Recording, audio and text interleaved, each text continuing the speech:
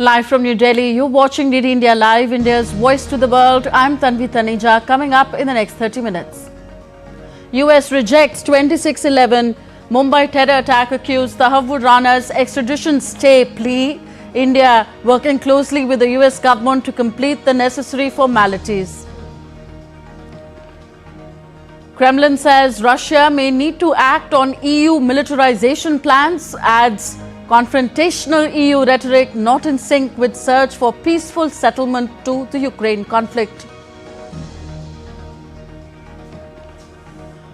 US President Donald Trump questions the US-Japan security treaty, calls the long-standing bilateral security pact non-reciprocal. India expresses deep concern to the UK over External Affairs Minister Jaishankar's security breach in London, seeks strict action against the culprits.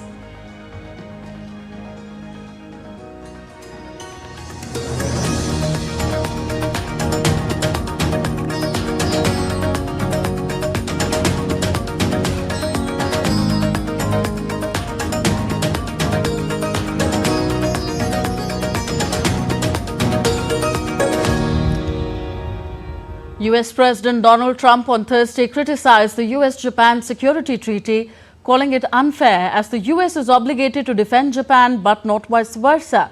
He also pointed out Japan's economic gains from trade with the US, questioning the terms of the deal.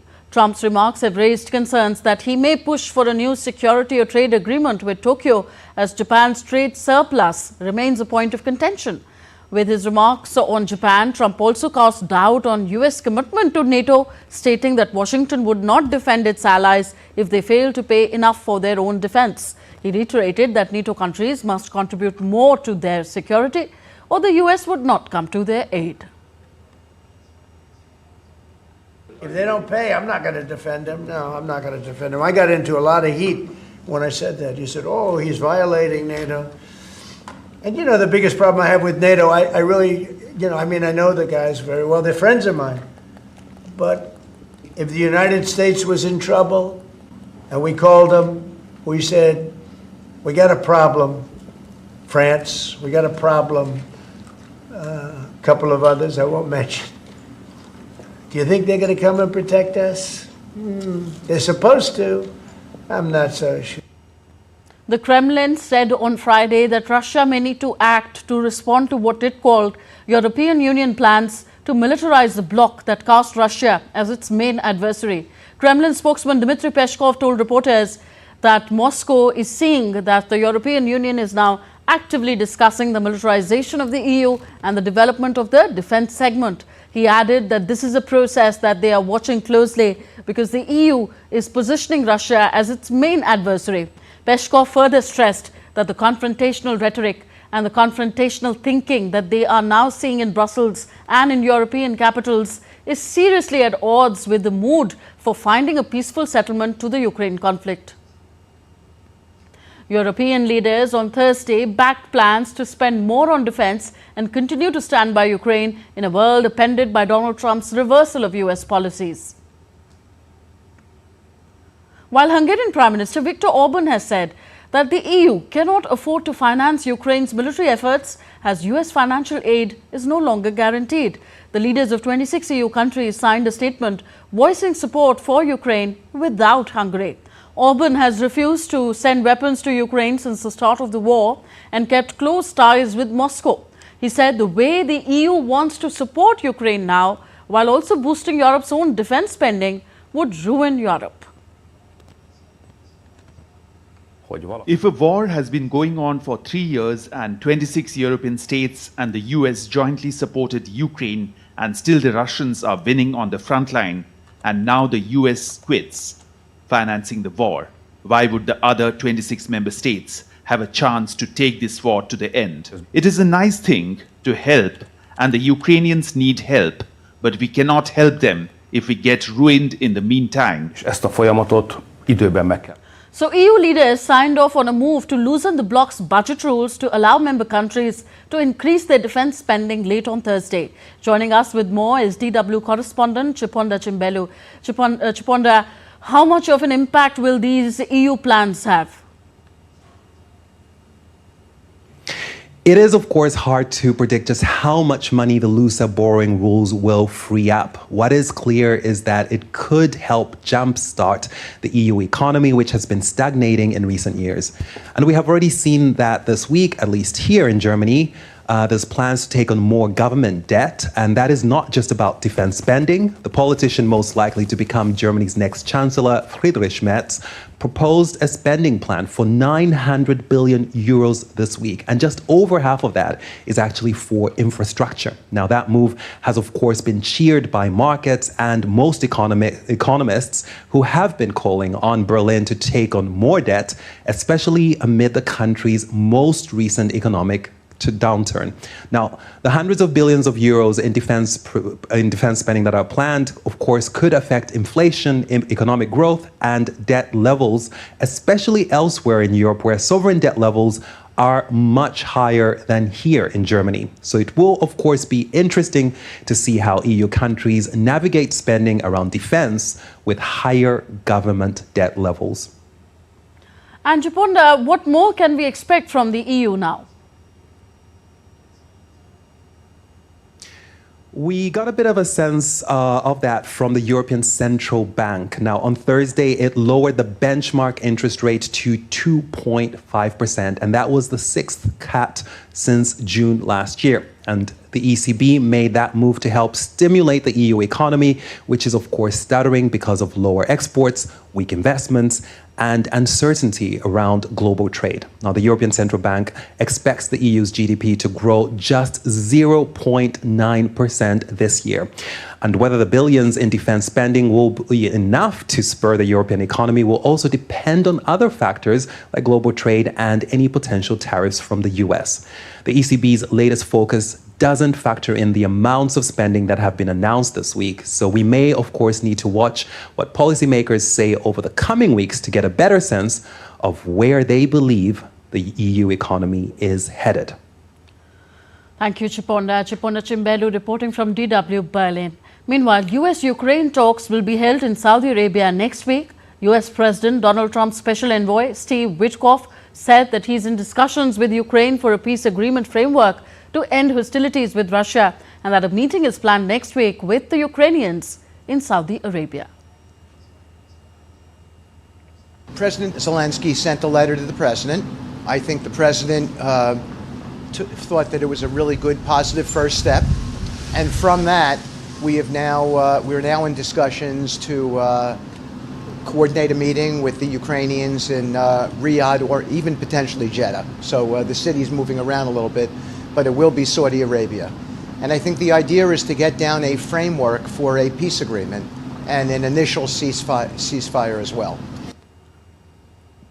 Trump and Zelensky had acrimonious talks at the White House on February 28th, but since then, the two sides have resumed work on a revenue-sharing minerals deal.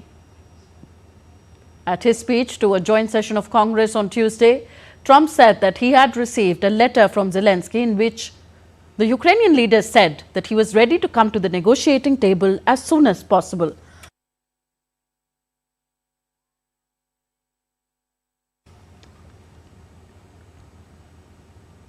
US President Donald Trump on Thursday signed orders to postpone fresh tariffs on Canadian and Mexican imports.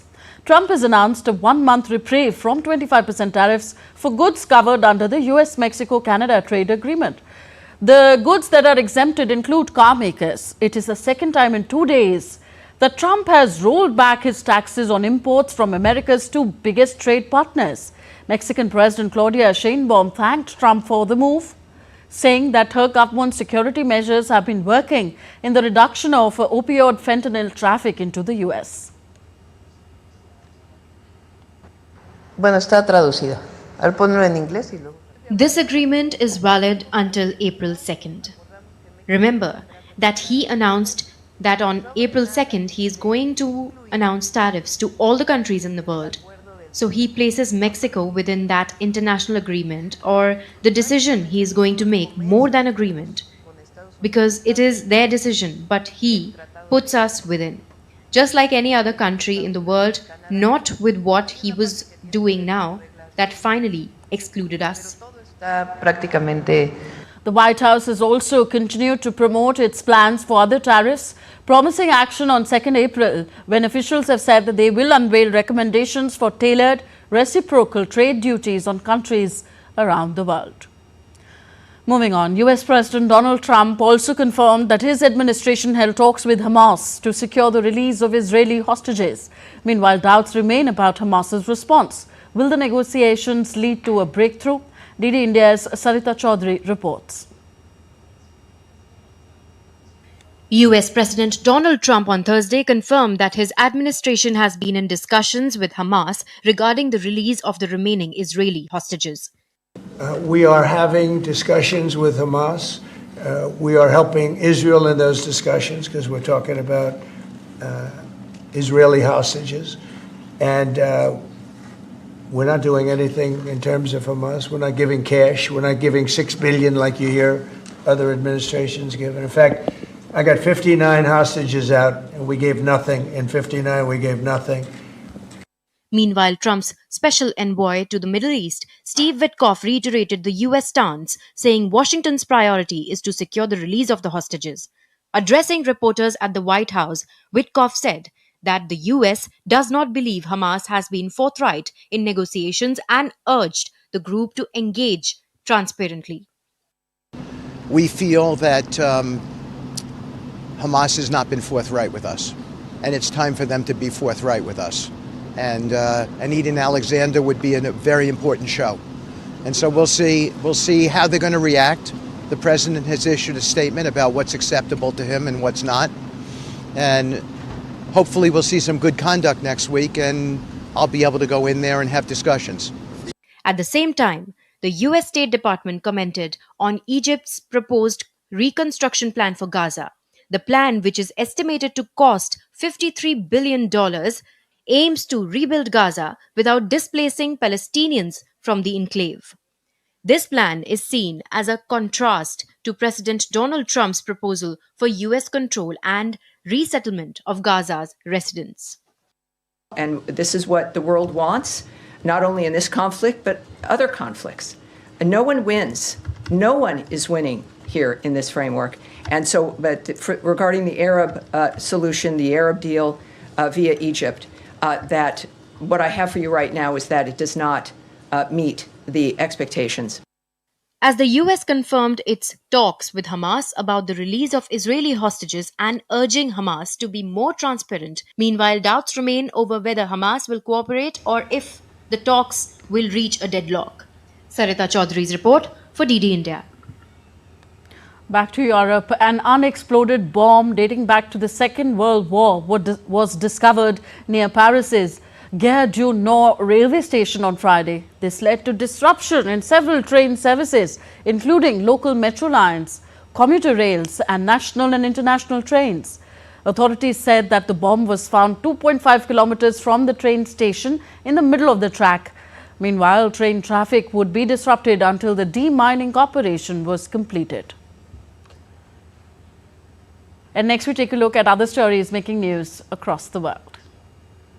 Microsoft will invest $297 million by 2027 to boost its AI and cloud infrastructure in South Africa and addressing the rising demand for Azure services. Having already invested 20.4 billion rand in local data centers, Microsoft sees South Africa as a key hub for AI-driven innovation and digital transformation.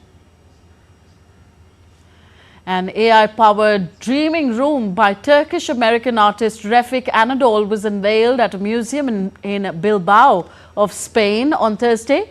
Under the name Living Architecture Gallery, the artist used artificial intelligence to reinterpret the architectural legacy of Frank Gehry. Torrential rains caused floods that swept away cars as local authorities evacuated schools and closed roads in eastern Spain. The state weather agency issued orange alerts for some parts of Valencia and Catalonia regions on the country's Mediterranean coast as officials told people to stay indoors. You're watching DD India Live, still to come on the show. India's External Affairs Minister Dr. S. Jaishankar meets Deputy Prime Minister and Foreign Minister of Ireland Simon Harris and talk of new action plan to reinvigorate ties. And Pakistan ranked second in the Global Terrorism Index 2025 with a 45% rise in the number of deaths in terrorist attacks over the past year.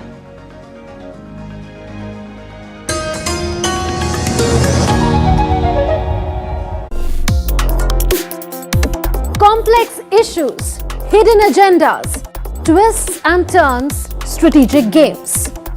We think all dots are linked. We just need to connect them. Join me every week as I connect the dots to unravel hidden designs in statecraft, mysteries, and decode issues that matter to you. Watch Connecting the Dots with me at these times on DD India.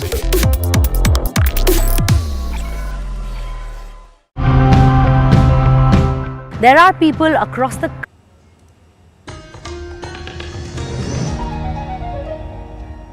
Welcome back. You're watching DD India Live. I'm Tanvi Taneja. India conveyed its deep concern to the UK authorities regarding the security breach by UK-based separatist and extremist elements during the recent External Affairs Minister Dr. Jaishankar's visit to their country. In a weekly press conference, MEA spokesperson Ranveer Jaiswal said that there is a larger context to the incident. We have conveyed a deep concern to the UK authorities about the breach of security arrangements by UK-based separatist and extremist elements during External Affairs Minister's visit. There is a larger context to the incident, and it's important to understand that. It brings out both the license accorded to such forces as well as indifference to their intimidation, threats and other actions aimed at impeding our legitimate diplomatic activities in the UK. On US tariffs, the spokesperson said that during Prime Minister's visit to the US in February, both sides had announced an initiative for the bilateral trade agreement. During Prime Minister's visit to the United States in last month, that is on February 2025, both sides had announced that they will engage and negotiate a mutually beneficial multi-sector bilateral trade. The two governments are in the process of advancing discussions on a multi-sector bilateral trade agreement. Our objective through the BTA is to strengthen and deepen India-US two-way trade across goods and services, increase market access, reduce tariff and non-tariff barriers, and deepen supply chain integration between the two countries. India's Prime Minister Narendra Modi will be visiting Mauritius on March 11th and 12th. In a weekly presser, MEA spokesperson Ranveer Jaiswal informed that Prime Minister Narendra Modi will attend the Mauritius National Day. This is in regard to the visit of Prime Minister to Mauritius.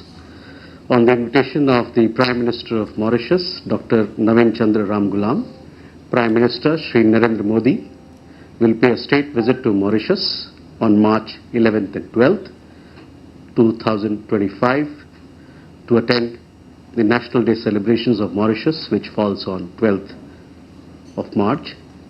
As the chief guest, a contingent of Indian Defence Forces will participate in the celebrations, along with a ship from the Indian Navy. 26/11 Mumbai terror attack accused Tahavvur Rana has received a major setback from the US Supreme Court.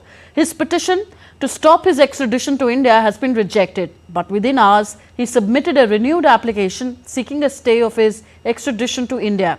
2008 Mumbai blasts were a series of coordinated terrorist attacks that took place in November 2008. 10 members of Lashkar-e-Taiba, a Pakistan-based terrorist organization, carried out shooting and bombing attacks that lasted 4 days. 175 people died then and 300 were injured. Tahavvur Rana is a known associate of Pakistani-American terrorist David Coleman Headley, one of the main conspirators of the November 26 attacks in Mumbai 2008. Tahavvur Rana had filed a petition in the US Supreme Court asking for an emergency stay on his extradition, but it was denied on Friday. In his application, Rana argued that he would not survive long enough to be tried in India due to various health reasons. In addition to these concerns, Rana highlighted his deteriorating health. Earlier in February, US President Donald Trump announced the extradition of Rana to India and said that he would face justice. He made the announcement during a joint presser with Prime Minister Narendra Modi following their bilateral meeting. And on extradition of Rana, India's Ministry of External Affairs said that the government is working closely with the US government to complete all the necessary formalities to allow for his extradition to India. You would have seen President Trump's comments regarding the extradition of Rana. The joint statement, which was adopted during the visit of the Prime Minister, also reflects this sentiment. We are working closely with the US government to complete the necessary formalities to allow for his extradition to India. The 12th Global Terrorism Index was released earlier this week. The new findings suggest that the number of countries recording a terrorist attack increased from 58 to 66. This reverses nearly a decade of improvements, with 45 countries deteriorating. Pakistan ranks second on the Global Terrorism Index 2025, released by the Institute for Economics and Peace earlier this week. This is the first time since the first edition of the index in 2000 that Pakistan has exceeded 1,000 terrorist attacks in a single year. The Afghan affiliate Tehreek-e-Taliban Pakistan (TTP) has become the fastest growing terror group in the country, according to the report. TTP's attacks spiked in 2024, accounting for over half of Pakistan's terrorism-related deaths, with 482 attacks resulting in 585 fatalities. The group caused a 91% increase in the number of deaths compared to the previous year. India's External Affairs Minister Dr. S. Jaishankar is in Ireland on an official visit. Dr. Jaishankar had a warm and open meeting with Deputy Prime Minister and Foreign Minister of Ireland, Simon Harris, this morning in Dublin. Both the leaders discussed bilateral cooperation, including a new action plan to reinvigorate ties. They agreed to set up a joint economic commission to increase trade, investment and technology linkages. Earlier, India's External Affairs Minister Dr. S. Jaishankar paid tributes to Gurudev Rabindranath Tagore at St. Stephen's Green Park in Dublin. The visit marked the conclusion of his Ireland visit. And on the occasion of Jan Aushadhi Divas today, India's Prime Minister Narendra Modi inaugurated the first phase of the Namo Hospital in Silvassa, with an aim to boost healthcare facilities in all corners of the country. And built at the cost of over 460 crore rupees, this 450-bedded hospital will significantly strengthen healthcare services in the Union Territory. It will provide state-of-the-art medical care to the people in the region, especially for the tribal communities. Prime Minister Modi inaugurated and laid the foundation stone of multiple development projects for the Union Territory worth over 2,580 crore rupees at Silvassa. These include several infrastructure projects to improve connectivity, encourage tourism and create employment opportunities in the region. Prime Minister Narendra Modi also distributed appointment letters under the Rozgar Mela and the benefits to the beneficiaries under PM Awas Yojana Urban, Gir Adarsh Ajivika Yojana and the Silvan Didi scheme.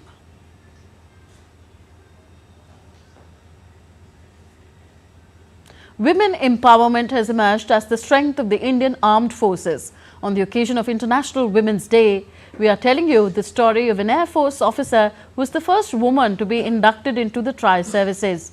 DD India's Vishal Baristo has more. Indian Armed Forces are focusing a lot on women empowerment and also integration of the three services. I have with me Wing Commander Mrunalini. She is the first woman officer to be inducted in the tri-service. Let's talk to her and find out.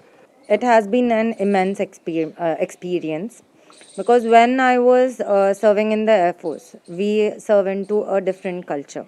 And when we have to go and work into the tri-services now, so it's not that you're working alone, you're working with the Air Force and the Navy.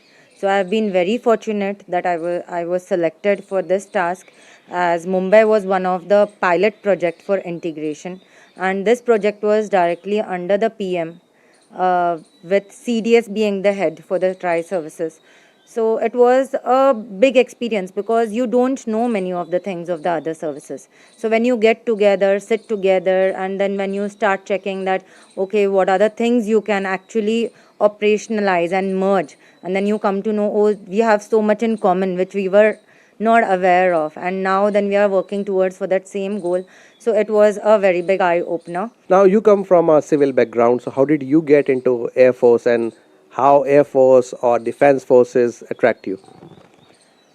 My mom was my biggest inspiration because my mother always wanted me to become somebody who others can look up to, and she always have seen me that I should inspire the other people and the youth. So it was always a thing for me that my mom has worked very hard for me to come to this level. And when I was young, I used to see people in uniform, and I always felt that I want to step into their boots and uniform one day. And I have joined NCC. I finished my A, B and C certificates. Well, absolutely, sky is the limit. And as the motto of Air Force also says, touch the skies with glory. With cameraman SP Dubey in Delhi, this is Vishal Baristo for DD India. And these women empowerment stories will continue ahead of the International Women's Day on March 8th. Well, that's all for this edition of DD India Live. Do let us know your thoughts on the news of the day. Connect with us on our different social media handles at DD India Live. And for those on the go, you can get all the latest news and updates from India and the world on our DD India mobile app. The app is available on both Android and iOS platforms.